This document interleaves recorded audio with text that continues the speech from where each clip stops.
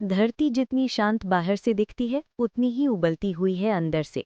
उसके भीतर लावा, गैसें और आग का समंदर हमेशा मचलता रहता है। जब ये आग बंद नहीं रह पाती तो धरती खुद फट पड़ती है, ज्वालामुखी बनकर। उस पल आसमान आग से भर जाता है और पहाड़ राख में बदल जाते हैं। आइए जाने ज्वालामुखी कैसे फटता है और ये प्रकृति की सबसे खतरनाक शक्ति क्यों है। करोड़ों साल पहले जब धरती बन रही थी तभी उसके भीतर गर्मी कैद हो गई। ये गर्मी धीरे धीरे पत्थरों को पिघलाकर लावा में बदलने लगी। धरती की ऊपरी परत यानी क्रस्ट उस लावा को रोकने की कोशिश करती रही, लेकिन नीचे का दबाव बढ़ता गया, जैसे प्रेशर कुकर में भाप भरती है।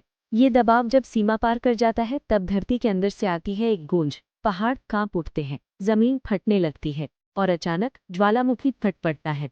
लाल लाल लावा और काले धुएं का विशाल गुबार आसमान को ढक लेता है। हवा में सल्फर की गंध फैल जाती है, सूरज की रोशनी भी धुंधली हो जाती है। हर दिशा में बस आग की नदी बहने लगती है।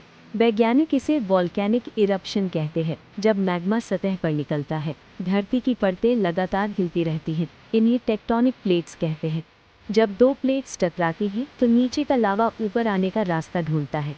यही रास्ता बनता है क्रेटर, ज्वालामुखी का मुंह। शुरुआत में छोटी दरारें बनती हैं जिनसे गर्म गैसें बाहर निकलती हैं। धीरे धीरे ये दरारें फटकर एक विस्फोट में बदल जाती हैं।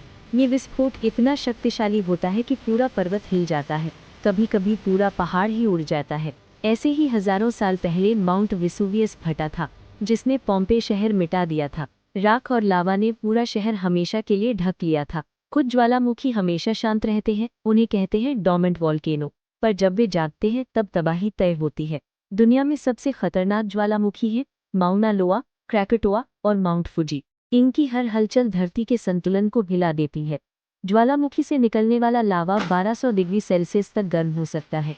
ये पत्थर, पेड़, घर सब कुछ पिघला देता है। लेकिन आश्चर्य यह है कि यही लावा नई मिट्टी भी बनाता है। ज्वालामुखी के आसपास की जमीन सबसे उपजाऊ होती है। मौत की आग के बीच जीवन का जन्म, यही प्रकृति का चमत्कार है। इसी वजह से इंसान आज भी ज्वालामुखियों के पास रहते हैं। कई बार ज्वालामुखी समुद्र के नीचे भी फटते हैं। इन्हें कहते हैं सबमरीन वोल्केनोज। इनके फटने से नए द्वीप बनते हैं। जापान और इंडोनेशिया के कई द्वीप ऐसे ही पैदा हुए थे।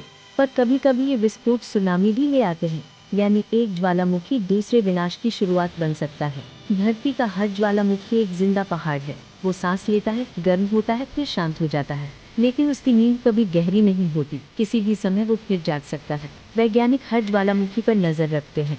उनके उपकरण गैसों, तापमान और कंपन को मापते हैं। जैसे ही कंपन बढ़ता है चेतावनी जारी की जाती है। पर फिर भी कई बार प्रकृति इंसान को चौंका देती है। 1883 में क्रैकेटोआ का विस्फोट इतना बड़ा था कि आवाज 5000 किलोमीटर दूर तक सुनी गई। आसमान में महीनों तक राख छाई रही, सूरज की रोशनी भी धुंधली हो गई थी। ये धरती के इतिहास की सबसे बड़ी तबाहियों में से एक थी। लेकिन उस राख से नई जमीन बनी। वहां अब फिर से जंगल है, जीवन है। यही है प्रकृति की गहराई। वो खुद मिटाती है और खुद बनाती है। ज्वालामुखी सिर्फ विनाश नहीं, सृजन का प्रतीक भी है। उसकी राख में भविष्य की उपज छिपी होती है।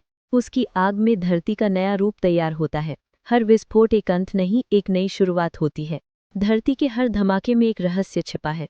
वो हमें याद दिलाता है, हम सिर्फ मेहमान हैं इस धरती पर। मालिक तो वही है जो आग में भी जीवन खोज लेता है। इसलिए ज्वालामुखी से डरना नहीं, उसे समझना चाहिए, क्योंकि वही धरती का दिल है जो अब भी धड़क रहा है। अगली बार जब कोई पर्वत शांत दिखे, याद रखना उसके भीतर आग अब भी जिंदा है, और जब वो बोलेगा तो आसमान तक उसकी गूंज सुनाई देगी। यही है धरती के दिल की सबसे खौफनाक और खूबसूरत कहानी।